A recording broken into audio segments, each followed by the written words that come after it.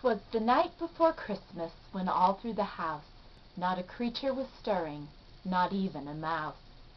The stockings were hung by the chimney with care, in the hopes that St. Nicholas soon would be there. The children were nestled all snug in their beds, while visions of sugar plums danced in their heads.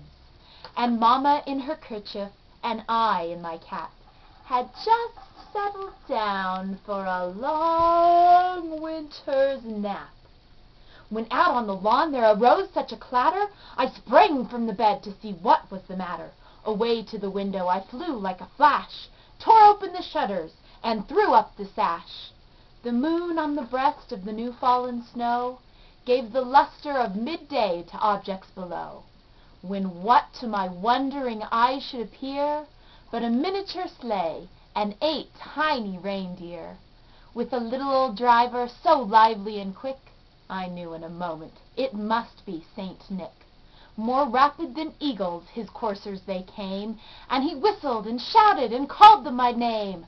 Now Dasher, now Dancer, now Prancer and Vixen, on Comet, on Cupid, on Donner and Blitzen, to the top of the porch, to the top of the wall! Dash away, dash away, dash away all!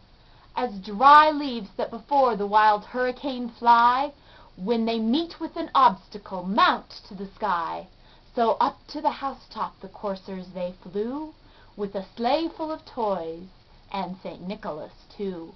And then in a twinkling I heard on the roof the prancing and pawing of each little hoof. As I drew in my hand and was turning around, down the chimney St. Nicholas came with a bound. He was dressed all in fur from his head to his foot, and his clothes were all tarnished with ashes and soot. A bundle of toys he had flung on his back, and he looked like a peddler just opening his pack. His eyes, how they twinkled! His dimples, how merry! His cheeks were like roses, his nose like a cherry.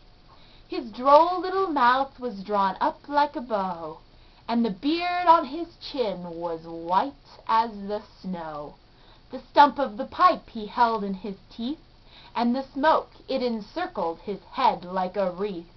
He had a broad face and a round little belly that shook when he laughed like a bowl full of jelly.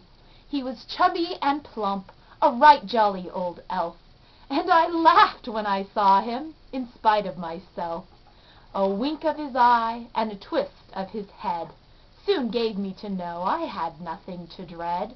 He spoke not a word, but went straight to work, and filled all the stockings, then turned with a jerk, and laying a finger aside of his nose, and giving a nod, up the chimney he rose. He sprang to his sleigh, to his team gave a whistle, and away they all flew like the down of a thistle. But I heard him exclaim, ere he drove out of sight, "Happy Christmas to all, and to all a good night."